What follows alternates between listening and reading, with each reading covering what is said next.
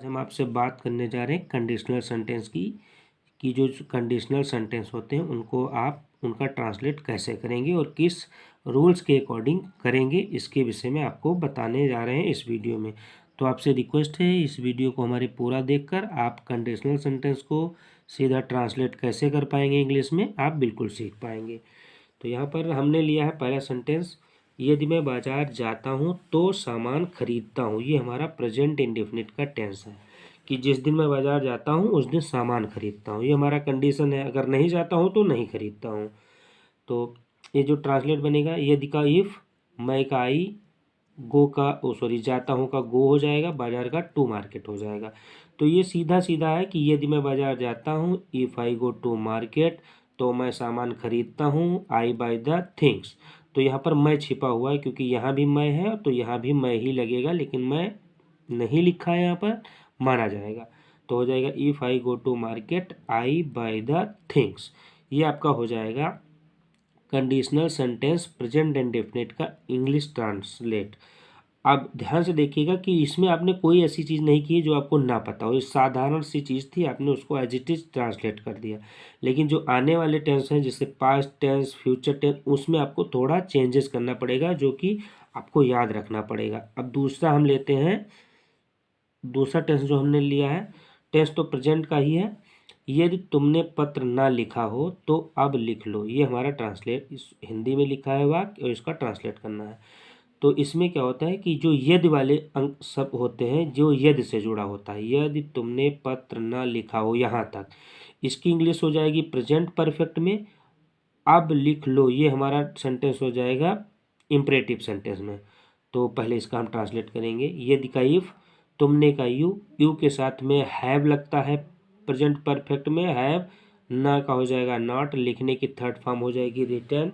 तो if you have not return, उसके बाद ऑब्जेक्ट बचा पत्र, तो हो जाएगा द लेटर।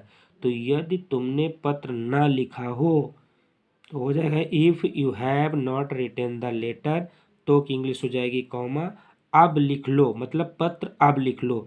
ये तो हमारा हो जाएगा इम्परेटिव सेंटेंस। इम्परेटिव सेंटेंस में लिखना या वर्ब की इंग्लिश पहले लिखी जाती है। तो राइट इट माने इसे, मतलब पत्र को, नाउ मतलब अब, तो अब लिख लो राइट इट नाउ। ये हो जाएगा इस सेंटेंस का ट्रांसलेट हो जाएगा जो कि हमारा प्रेजेंट परफेक्ट टेंस का सेंटेंस था।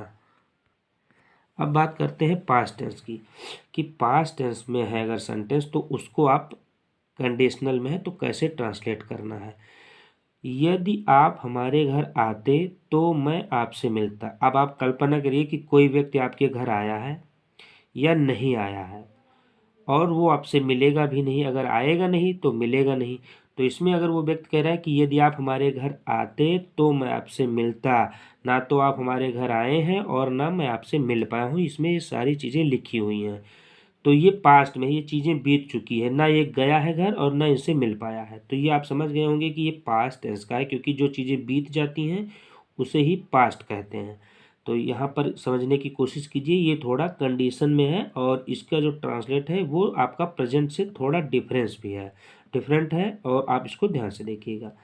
यदि आप हमारे पास आते यहाँ से लेकर यहाँ तक, मतलब यहाँ से लेकर यहाँ तक वो जो सेंटेंस है उसको आप परफेक्ट में बनाएंगे, पास्ट परफेक्ट में बनाएंगे, और यहाँ से लेकर जो यहाँ तक है उसका दूसरा नियम होगा। अब पहले आगे वाले को देखिए।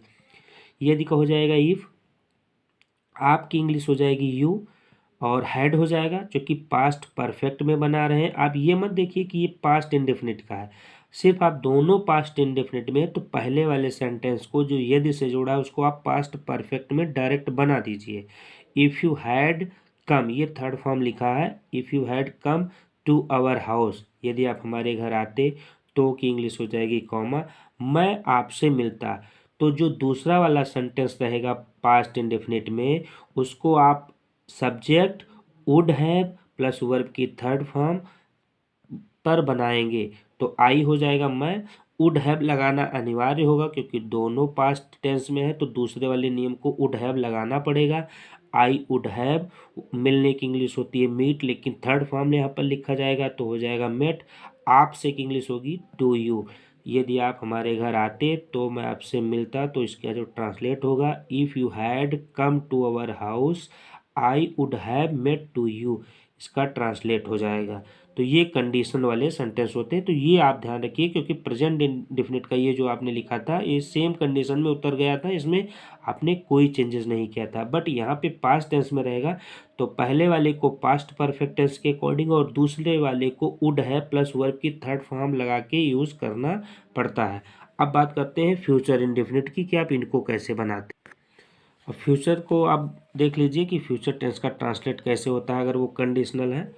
तो यहाँ पर फ्यूचर टेंस जो दिया है, फ्यूचर टेंस मतलब जिस वाक्य के अंत में गा गी गे आए वही आपका फ्यूचर टेंस का सेंटेंस होता है। यहाँ पर हमने जो सेंटेंस दिया है, यदि तुम कठिन परिश्रम करोगे तो अच्छे अंक पाओगे। यहाँ करोगे गे आया, यहाँ पर पाओगे, यहाँ पर भी गे आए, तो ये फ्यूचर टेंस का सेंटेंस है। अब आप इसको देखिए कैसे बनाते हैं। तो इसका जो नियम है आपको मैं पहले बता देता हूँ, फिर कैसे किया जाता है वो मैं बता दूंगा आपको लिख के। यदि तुम कठिन परिश्रम करोगे, तो जो सेंटेंस यदि से जुड़ा हुआ है यहाँ तक करोगे, तो इसको आप प्रेजेंट इंडेफिनिट में बना दीजिए। ध्यान से देखिएगा कि यदि के साथ जो जुड़ा वाक्य है उसको आप प्रेजेंट इंडेफिनिट में बना दीजिए, और जो यदि के बाद या कॉमा के बाद लिखा हुआ है उसको जिस टेंस में उसी में रहने दीजिए। यदि इफ तुम की इंग्लिश हो जाएगी यू, और हो जाएगा परिश्रम करोगे की इंग्लिश हो जाएगी वर्क, और कठिन का हो जाएगा hard. If you work hard, अब यहाँ पर देखिएगा गा गी गे था, लेकिन हमने विल सेल का इस लाइन में कहीं यूज़ नहीं किया है, क्योंकि ये प्रेजेंट इंडेफिनिट में बनेगा रूल के अकॉर्डिंग। और तो की इंग्लिश हो जाएगी कॉमा, उसके बाद है तो अच्छे अंक पाओगे। तो यहाँ पर भी तुम सब्जेक्ट था, तुम यहाँ पे भी छिपा हुआ है यू, और गा गी गे की इंग्लिश होगी विल, यू के साथ विल लगेगा, यू विल। पाने की इंग्लिश होती है गेट, यू विल गेट। अच्छे अंक की इंग्लिश होगी गुड मार्क्स। तो if you work hard comma you will get good marks, ये आपका हो जाएगा इसका ट्रांसलेट। ये आप ध्यान रखिएगा कि गागी गे यहाँ पर भी है, गागी गे यहाँ पर भी है। तो जो यदि से जुड़ा है उसको आप प्रेजेंट इंडेफिनिट के अकॉर्डिंग बना दीजिए, और पीछे वाले वाक्य को जिस टेंस में उस टेंस में आप एज इट इज उतार देना होता है। अब बात करते हैं, यहाँ पर हमने लिख रखा है फर्जी। फर्जी कंडीशनल, फर्जी कंडीशनल आप समझिए कि दो दोस्त कहीं पर जा रहे हैं और रास्ते में आपको एक अच्छी बिल्डिंग दिखाई दे, लाइक ताजमहल आप देख लें, और आप अपने मित्र से कहें कि यदि मेरे पास पैसे हो तो मैं ताजमहल खरीद लूँ। इसका मतलब ये हुआ कि ये फर्जी बात हो गई, इससे कोई मतलब नहीं है। लेकिन अगर वो व्यक्ति बोल रहा है तो उसका कुछ तो ट्रांसलेट होगा, तो इसके लिए कंडीशन दूसरी होती है। कंडीशन क्या होती है वो देख लीजिए। यदि मेरे पास पैसे हों, तो ये पास्ट का टेंस हो गया, तो पास की इंग्लिश हैड होती है पास्ट टेंस की। तो इफ़ मेरे की इंग्लिश हो जाएगी आई, और पास की हो जाएगी हैड, और पैसे की हो जाएगी money, if I had money. तो अगर ये वाला तो आप समझ गए होंगे कि इफ़ आई हैड मनी क्यों हुआ। अब दूसरा सेंटेंस है वो आप देखिएगा, इधर वाला जिस टेंस में उसको एज इट इज उतार दीजिए आप। दूसरा वाला, या ये कहे कि जो तो से स्टार्ट हुआ है या जो कॉमा के बाद स्टार्ट हुआ है, इसको बनाने से पहले आप ध्यान दीजिएगा, यहाँ पर मेरे था आई इंग्लिश हुई, तो आई यहाँ भी छुपा हुआ है, I should by the Taj Mahal हमने लिख रखा है। अब इसको समझ लीजिए कि जो सब्जेक्ट होगा वो उसके बाद शुड या वुड और वर्ब की फर्स्ट फॉर्म लगा दीजिए। आई है तो शुड लगेगा, अगर अदर कोई दूसरा सब्जेक्ट होता तो वुड लगता। तो I should by the Taj Mahal, ये हमारा सेंटेंस हो जाएगा। फर्जी वाले वाक्य का कंडीशनल सेंटेंस का इंग्लिश में ट्रांसलेट इस कंडीशन से बनेगा। यदि मेरे पास पैसे हों तो ताजमहल खरीद लें की जो इंग्लिश होगी, if I had money I should by the Taj Mahal. यह यहाँ पर ध्यान देने वाली बात है कि अगर आई है तो शुड, अदर कोई सब्जेक्ट है तो वुड, और वर्ब की हमेशा फर्स्ट फॉर्म ही यूज़ होगी। तो ये हमारा कंडीशनल सेंटेंस हो जाएगा, इसके अकॉर्डिंग बन जाएगा। अब यहाँ पर कुछ और चीज़ें हमने दे रखी हैं। यहाँ पर एक सेंटेंस हमने दिया है, काश सरदार पटेल आज जीवित होते, ये हमारा सेंटेंस है। तो ये कंडीशन ही है कि यदि होते, फिलहाल आज जीवित नहीं है, तो ये हम एक गेस लगा रहे हैं, एक हम कल्पना कर रहे हैं कि काश सरदार पटेल आज जीवित होते। तो किसी सेंटेंस में अगर ऐसी चीज़ें हो जो हो समाप्त हो चुकी हैं लेकिन उनकी हम कल्पना मात्र कर रहे हैं जो पॉसिबल नहीं है, तो वो भी एक फर्जी में ही काउंट किया जाता है। इसको बनाने का जो कंडीशन होता है वो आप देखिए।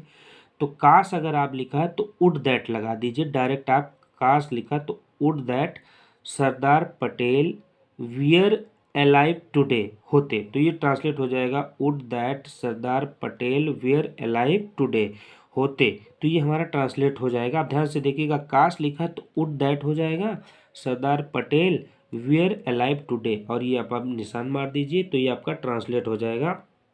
एक्सक्लेमेटरी का चिन्ह होता है, ये आप लगा दीजिए, क्योंकि यहाँ पर भी लगा है तो ये यहाँ पर लगेगा, ना कि वुड दैट के पास लगेगा। अब दूसरी कंडीशन है, मेरी इच्छा है कि मैं प्रधानमंत्री हूँ या बनूँ, सॉरी प्रधानाचार्य हूँ या बनूँ, ये कंडीशन है। अब ये भी फर्जी में काउंट होता है कि मेरी इच्छा है कि मैं प्रधानमंत्री हूँ या बनूँ, तो ये किस कंडीशन में होगा, क्योंकि यहाँ पर यदि यूज था, सॉरी यहाँ पर यदि यूज था तो आपने इफ लगा के लिखा, लेकिन यहाँ पर ऐसी कोई कंडीशन नहीं है, सिर्फ माना गया है कि मेरी इच्छा है कि मैं प्रधानमंत्री बनूँ या प्रधानाचार्य हूँ या बनूँ, ऐसे शब्द जो आए तो उनको आप किस कंडीशन में करेंगे, आई विश। आई विश आप लिख दीजिए, मेरी इच्छा है।